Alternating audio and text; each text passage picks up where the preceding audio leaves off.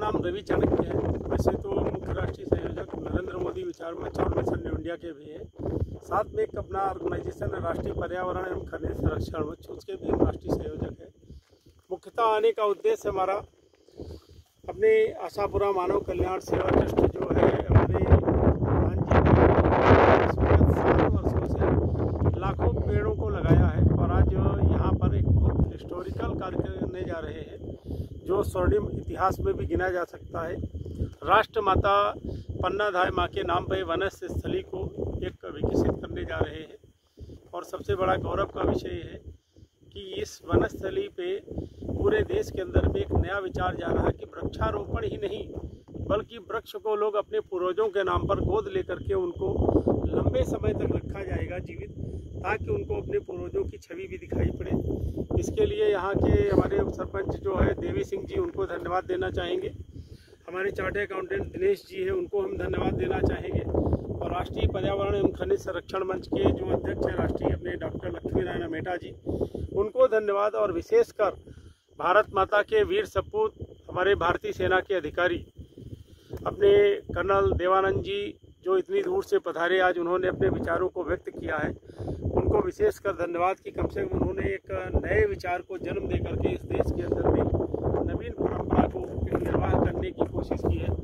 और अपने को लगता है ये हिस्टोरिकल जो ऐतिहासिक जो पहाड़ों की श्रृंखला है अरावली, ये हरी भरी फिर से हो जाएगी और अपना मालूम है कि स्वर्णिमय भारत फिर से एक बार हमारे नानजी भाई के अथक प्रयास से पूरे देश के अंदर में बनने वाला है। बहुत सरल भी नहीं समझना है, क्योंकि राजस्थान जैसी भूमि पर जहाँ पर वृक्षारोपण के लिए जल का अभाव भी हो सकता है और पर्यावरण का भी अभाव होता है, वायु का भी अभाव होता है, लेकिन ऐसी जगह पर कर्नल साहब और दिनेश जी और हमारे साथ में हैं अधिकारी संघ के, तो इन लोगों ने एक संकल्प जो लिया है बहुत बड़ा एक संकल्प है। और विशेषकर ये गौरवशाली एक पहाड़ी है, अरावली की श्रृंखला है जिसके ऊपर हम खड़े हैं। अरावली की श्रृंखला है, ऐसी श्रृंखला के ऊपर राष्ट्र माता के लिए आज जो वनस्थली को, जो वाटिका को डेवलप करने का दो लोगों ने, हमारे उप सरपंच जी, इन लोगों ने जो लिया है ये बहुत बड़ा काम है। और इसी कार्यक्रम के सापेक्ष में आज हम लोग आए थे और अपने को मानना है कि पूरे देश की जनता और पूरे देश के लोगों से तो यही निवेदन करेंगे, ये ऐतिहासिक पहाड़ों की श्रृंखला है, ये राणा प्रताप की शौर्य भूमि भी है और पुण्य भूमि भी है और राष्ट्र माता के बलिदान की भूमि है। तो इस पे पूरे देश के लोगों को आगे आना चाहिए और नानजी भाई गुजर जैसे लोगों का सहयोग तन मन धन जीवन से करना चाहिए, क्योंकि अपने को मानना है इतिहास और धरोहर जिंदा रहेगी तो हमारा देश भी जिंदा रहेगा। लोगों ने 2006 में ही कहा वृक्षारोपण ही मात्र हमारा कार्य नहीं। पूरे देश में क्या होता है, 5 जून को लोग पेड़ लगाते हैं और फोटो खींच देते हैं, उनका काम खत्म हो जाता है। अपने लोगों ने कहा वृक्ष लगाओ, कोई जरूरी नहीं कि 1000 लगाओ, आप 10 लगाओ, 1 लगाओ, लेकिन उसको 4 साल 5 साल में जिंदा करो।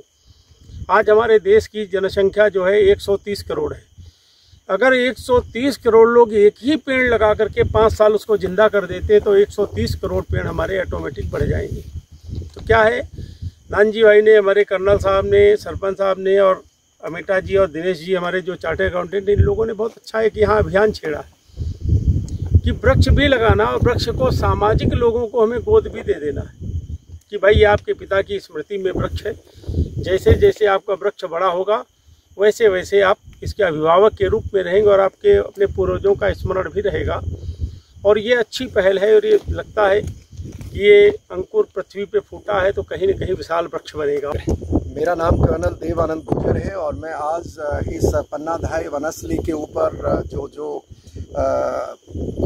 वीरों की भूमि जानी जाती है, महाराणा प्रताप और मेवाड़ का इलाका जाना जाता है, इसमें आने का मुख्य कारण ये है कि आज हमारे बीच में हमारे सीनियर, हमारे बड़े पूजनीय रवि भाई साहब का हैं और यहाँ पर नानजी भाई हैं और बाकी जितने हम सब लोग यहाँ मौजूद हैं एक पुण्य कार्य के लिए। जो वनस्थली जिसकी हम चर्चा कर रहे हैं, पन्ना माता, जो राष्ट्र माता हमारी पन्नाधाय है, उनके नाम से वनस्थली को डेवलप करने का जो कार्यक्रम सोचा है यहाँ सब ने मिल कर के, उसके तहत हमारा आना हुआ है।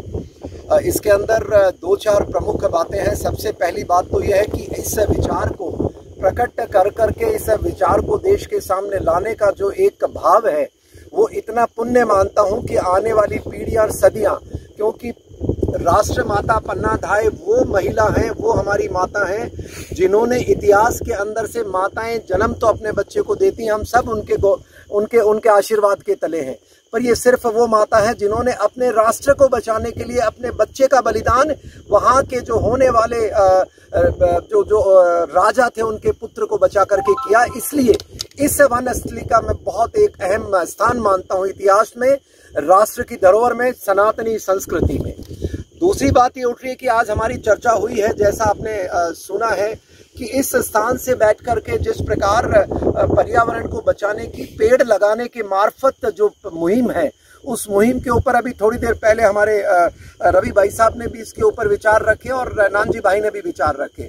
उसका मैं यही कहना चाहूँगा कि जिस प्रकार से इन्होंने एक विचार दिया है कि कोई भी पेड़ लगाना तो आसान है, पेड़ को बचा करके बड़ा करना एक कठिन कार्य होता है। उनका इन्होंने एक तरीका सुझाया है जो देश के हर एनजीओ को, देश के हर नागरिक को, देश में जो भी लोग प्रकृति से प्रेम करते हैं, राष्ट्र से प्रेम करते हैं, उनको अपनाना चाहिए। वो क्या है कि पेड़ लगा करके उस पेड़ को अपने और अपने पूर्वज के नाम से उसको अपना लें और अपना करके उसको बड़ा करें, उसकी सुरक्षा करें। उसके 2-3 तरीके हैं। एक, या तो खुद लगा करके उसको बड़ा करें, जो संभव नहीं है।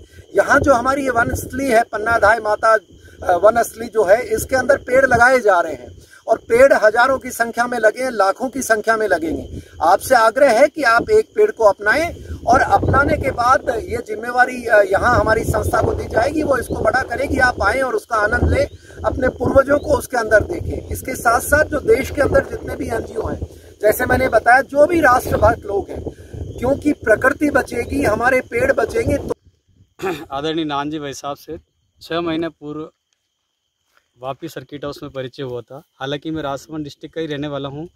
अभी मैं राष्ट्रीय पर्यावरण एवं खनिज संरक्षण मंच में राष्ट्रीय अध्यक्ष की पोस्ट पे हूं। मेरा नाम डॉक्टर लक्ष्मी नारायण आमेटा है।